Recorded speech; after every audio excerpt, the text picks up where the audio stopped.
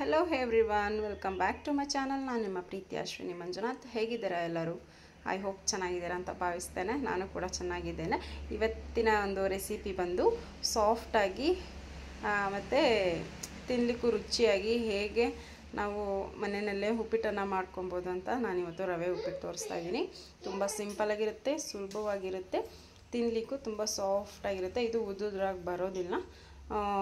ಈ ಥರ ಹೇಗೆ ಮಾಡೋದು ಅಂತ ನಾನು ತೋರಿಸ್ಕೊಡ್ತೇನೆ. ಅದಕ್ಕೆ ಮುಂಚೆ ನೀವು ನನ್ನ ಚಾನಲನ್ನು ಸಬ್ಸ್ಕ್ರೈಬ್ ಮಾಡ್ಕೊಳ್ಳಿ, ಹಾಗೆ ಬೆಲ್ ಐಕಾನ್ ಪ್ರೆಸ್ ಮಾಡಿ, ವಿಡಿಯೋಗೊಂದು ಲೈಕ್ ಕೊಡಿ, ಹಾಗೆ ಶೇರ್ ಕೂಡ ಮಾಡಿ ಅಂತ ಹೇಳ್ತಾ, ಯಾರು ನನ್ನ ಚಾನಲನ್ನು ಹೊಸದಾಗಿ ನೋಡ್ತಾ ಇದ್ದೀರಾ ದಯವಿಟ್ಟು ಸಬ್ಸ್ಕ್ರೈಬ್ ಮಾಡ್ಕೊಳ್ಳಿ, ಹಾಗೆ ಬೆಲ್ ಐಕಾನ್ ಪ್ರೆಸ್ ಮಾಡಿ ಅಂತ ಹೇಳ್ತಾ ಇವತ್ತಿನ ವಿಡಿಯೋನ ಸ್ಟಾರ್ಟ್ ಮಾಡೋಣ. ನಾನಿಲ್ಲಿ ಎಲ್ಲವನ್ನೂ ಇಂಗ್ರೀಡಿಯೆಂಟ್ಸ್ನ ಆಲ್ರೆಡಿ ರೆಡಿ ಇಟ್ಕೊಂಡಿದ್ದೀನಿ. ಮೊದಲನೇದಾಗಿ ನಾನು 1.5 ಕಪ್ನಷ್ಟು ರವೆ ತೊಗೊಂಡಿದ್ದೀನಿ. ನಾನು ಆಲ್ರೆಡಿ ಹುರಿದಿಟ್ಕೊಂಡಿದ್ದೀನಿ ರವೆನ. ಲಾಸ್ಟ್ ವೀಡಿಯೋಗಳಲ್ಲೆಲ್ಲ ತೋರಿಸಿದ್ದೀನಿ, ಸೊ ಇದರಿಂದ ಇವಾಗ ತೋರ್ಸೋಕ್ಕಾಗಿಲ್ಲ. ನೆಕ್ಸ್ಟು 3 ಈರುಳ್ಳಿ ತೊಗೊಂಡಿದ್ದೀನಿ, ದಪ್ಪದ್ದು ಈ ಥರ ಸ್ಲೈಸ್ ಆಗಿ ಕಟ್ ಮಾಡ್ಕೊಂಡಿದ್ದೀನಿ. ಹಾಗೆ 2 ಟೊಮೆಟೊ, ಇಲ್ಲಿ ಅರ್ಧದಷ್ಟು ಕ್ಯಾಪ್ಸಿಕಮ್ ತೊಗೊಂಡಿದ್ದೀನಿ. ಕ್ಯಾಪ್ಸಿಕಮ್ ಕೂಡ ಈ ರೀತಿಯಾಗಿ ಕಟ್ ಮಾಡಿ ಇಟ್ಕೊಂಡಿದ್ದೀನಿ. ಕ್ಯಾಪ್ಸಿಕಮ್ ಬಂದು ಇದು ಹಣ್ಣಾಗಿದೆ, ಆ ಥರ ಕ್ಯಾಪ್ಸಿಕಮ್ ಫ್ಲೇವರ್ ಚೆನ್ನಾಗಿರುತ್ತೆ ಅಂತ ಹೇಳಿ. ಹಾಗೆ ಸ್ವಲ್ಪ ಕೊತ್ತಂಬರಿ ಸೊಪ್ಪು, ಒಂದು 7ರಿಂದ 8 ಹಸಿಮೆಣಸಿನ್ಕಾಯಿ ಖಾರಕ್ಕೆ ಅನುಗುಣವಾಗಿ ಹಾಕೊಬೋದು, ತುಂಬ ಚೆನ್ನಾಗಿರುತ್ತೆ.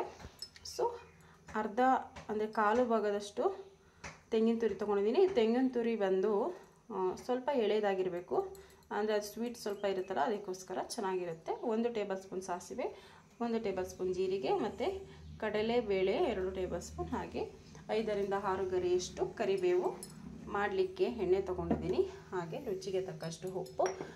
ನೆಕ್ಸ್ಟ್ ಇವಾಗ ಮಾಡೋದು ಹೇಗೆ ಅಂತ ತೋರಿಸ್ಕೊಡ್ತೇನೆ. ಮೊದಲನೇದಾಗಿ ನಾನು ಇಲ್ಲಿ ಆಯಿಲನ್ನು ಹಾಕ್ಕೊಳ್ತಾ ಇದ್ದೀನಿ. ಆಯಿಲ್ ಬಂದು 100 ml ಆಯಿಲ್ ಯೂಸ್ ಮಾಡ್ತಾಯಿದ್ದೀನಿ. ನಾನು 1.5 ಗ್ಲಾಸ್ನಷ್ಟು ರವೆ ತೊಗೊಂಡಿರೋದ್ರಿಂದ ಆಯಿಲ್ ಇಷ್ಟು ಬೇಕಾಗುತ್ತೆ. ರವೆಗೂ ಕೂಡ 1 ಟೇಬಲ್ ಸ್ಪೂನ್ ಆಯಿಲ್ ಹಾಕಿ ಫ್ರೈ ಮಾಡ್ಕೊಂಡಿದ್ದೀನಿ. ಆ ಥರ ಮಾಡ್ಕೊಳ್ಳೋದ್ರಿಂದ ಕೊನೆಯದಾಗಿ ಹಾಕಬೇಕಾದ್ರೆ ಅದು ಮಿಕ್ಸ್ ಮಾಡಬೇಕಾದ್ರೆ ಗಂಟಾಗೋದಿಲ್ಲ ಅನ್ನೋ ಒಂದು ಕಾರಣಕ್ಕೆ ನಾನು ರವೆನ ಹಾಕ್ಕೊಂಡಿದ್ದೀನಿ. ಹಾಗೆ ಫ್ರೈ ಮಾಡಿದಾಗ ತುಂಬ ಘಮ ಚೆನ್ನಾಗಿರುತ್ತೆ ಅಂತ ಹೇಳಿ ಆ ರೀತಿ ಹುರಿದಿಟ್ಕೊಂಡಿದ್ದೀನಿ. ಇವಾಗ ಎಣ್ಣೆನ ಹಾಕ್ಕೊಂಡಿದ್ದೀನಿ. ಎಣ್ಣೆ ಸ್ವಲ್ಪ ಬಿಸಿ ಆಗಬೇಕು.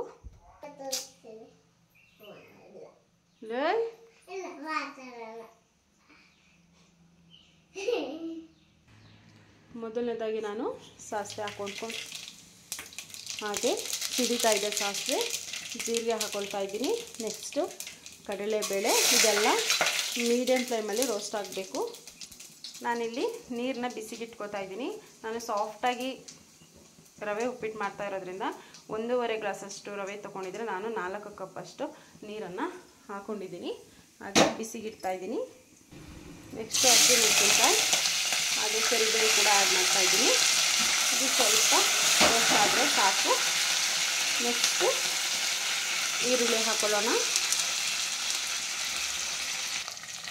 ಈರುಳ್ಳಿ ಹಾಕಿದ್ಮೇಲೆ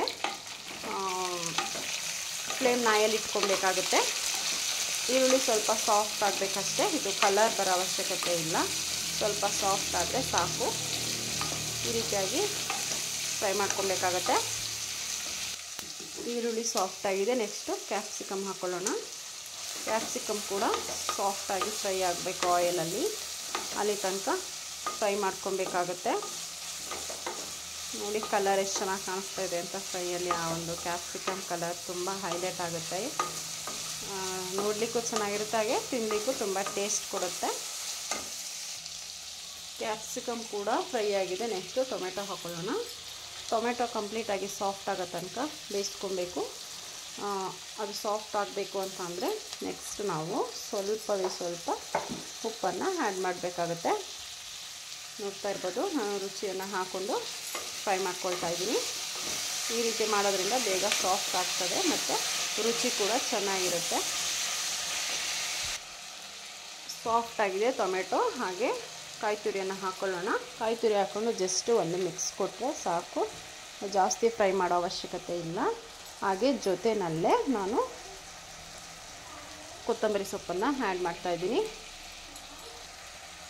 ಈ ರೀತಿ ಮಾಡೋದ್ರಿಂದ ಫ್ಲೇವರ್ ತುಂಬ ಚೆನ್ನಾಗಿರುತ್ತೆ, ಅದಕ್ಕೋಸ್ಕರ ಈ ರೀತಿ ಮಿಕ್ಸ್ ಮಾಡಿಕೊಂಡು ನಾವೇನು ಕಾಯಲಿಕ್ಕೆ ಇಟ್ಟಿದ್ವಿ ನೀರನ್ನು, ಆ ನೀರನ್ನು ಇದಕ್ಕೆ ಆ್ಯಡ್ ಮಾಡಬೇಕಾಗುತ್ತೆ. ಈಗ ಇದು ರೆಡಿ ಇದೆ.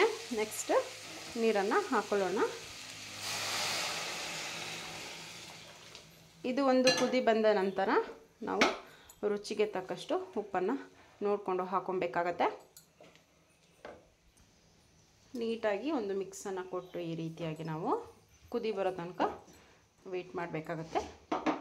ಬಿಸಿನೀರು ಹಾಕಿರೋದ್ರಿಂದ ಬೇಗನೆ ಕುದಿಯುತ್ತೆ ಅದು ನೀರು.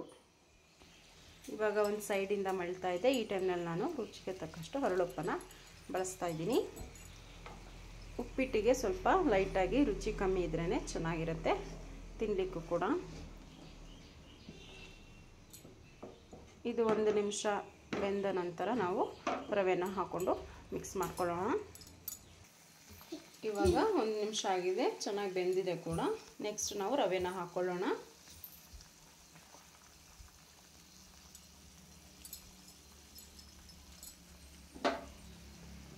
ಸ್ವಲ್ಪನೇ ರವೆನ ಹಾಕ್ಕೊಂಡು ಮಿಕ್ಸ್ ಮಾಡ್ಕೊಬೇಕಾಗತ್ತೆ. ಈ ರೀತಿ ಮಾಡ್ಕೊಳ್ಳೋದ್ರಿಂದ ಯಾವುದೇ ರೀತಿ ಗಂಟುಗಳಾಗೋದಿಲ್ಲ. ನೀಟಾಗಿ ಚೆನ್ನಾಗಿ ಉದ್ರಾಗಿ ಬರೋದಿಲ್ಲ. ಆ್ಯಕ್ಚುಲಿ ಸಾಫ್ಟಾಗಿ ನಾನು ಉಪ್ಪಿಟ್ಟನ್ನು ರೆಡಿ ಮಾಡ್ತಾ ಇರೋದು.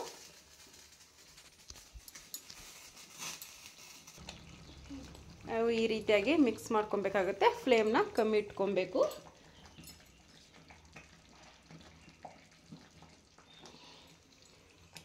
ಕೈ ಬಿಡದೆ ಈ ರೀತಿ ನಾವು ಮಿಕ್ಸ್ ಮಾಡಿಕೊಂಡ್ರೆ ತಳ ಹಿಡಿಯೋದಿಲ್ಲ. ತುಂಬ ಚೆನ್ನಾಗಿ ಬರುತ್ತೆ. ತಿನ್ನಲಿಕ್ಕೂ ಅಷ್ಟೇ ಸಾಫ್ಟಾಗಿರುತ್ತೆ. ಮಕ್ಕಳಿಗಾಗಲಿ ದೊಡ್ಡವ್ರಿಗೂ ಚೆನ್ನಾಗಿರುತ್ತೆ. ಎಸ್ಪೆಷಲಿ ಮಕ್ಕಳಿಗೆ ತುಂಬ ಚೆನ್ನಾಗಿರುತ್ತೆ ತಿನ್ನಲಿಕ್ಕೆ. ಸಾಫ್ಟಾಗಿರುತ್ತಲ್ಲ, ಅದಕ್ಕೋಸ್ಕರ ಜಾಸ್ತಿ ಎಣ್ಣೆ ಪ್ರಮಾಣ ಇರೋದಿಲ್ಲ.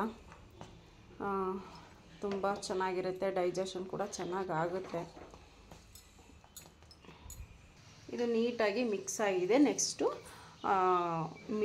ಲೋ ಫ್ಲೇಮಲ್ಲೇ ನಾವು 1-2 ನಿಮಿಷಗಳ ಕಾಲ ಈ ರೀತಿ ಬಿಟ್ಟರೆ ನೀಟಾಗಿ ರವೆ ಎಲ್ಲ ನೀರನ್ನು ಎಳ್ಕೊಳ್ಳುತ್ತೆ. ಚೆನ್ನಾಗಿ ಬಾಯ್ಲ್ಡ್ ಆಗುತ್ತೆ ಅಂತಲೇ ಹೇಳ್ಬೋದು. ಇವಾಗ 2 ನಿಮಿಷಗಳ ಕಾಲ ಆಗಿದೆ. ನೋಡ್ತಾ ಇರ್ಬೋದು ರವೆ ಎಲ್ಲ ತುಂಬ ಚೆನ್ನಾಗಿ ಬೆಂದಿದೆ ಕೂಡ ನೋಡಿ. ಈಗ ನಾವು ಇದನ್ನು ಸ್ಟವನ್ನು ಆಫ್ ಮಾಡಿಕೊಂಡು ಸರ್ವ್ ಮಾಡ್ಕೊಳ್ತಾ ಇದ್ದೀನಿ. ನಾನು ಆಲ್ರೆಡಿ ಸರ್ವ್ ಮಾಡ್ಕೊಂಡಿದ್ದೀನಿ. ನೋಡ್ತಾ ಇರ್ಬೋದು ನೀವು, ತುಂಬ ಸಾಫ್ಟಾಗಿದೆ. ನೋಡಲಿಕ್ಕೂ ತುಂಬ ಚೆನ್ನಾಗಿದೆ, ಹಾಗೆ ತಿನ್ನಲಿಕ್ಕೂ ತುಂಬ ರುಚಿಯಾಗಿರುತ್ತೆ. ನಿಮ್ಗೆ ತೋರಿಸ್ತೀನಿ ನೋಡಿ. ಈ ಥರ ತುಂಬ ಚೆನ್ನಾಗಿ ಬರುತ್ತೆ. ಟೇಸ್ಟ್ ಕೂಡ ಹೋಟೆಲ್ ಸ್ಟೈಲಲ್ಲಿರುತ್ತೆ ಟೇಸ್ಟು. ವಿಡಿಯೋ ಇಷ್ಟ ಆಗಿದೆ ಅಂತ ಭಾವಿಸ್ತೇನೆ. ನೆಕ್ಸ್ಟ್ ವಿಡಿಯೋದಲ್ಲಿ ಸಿಗ್ತೀನಿ. Take care friends. ಬಾಯ್ ಬಾಯ್.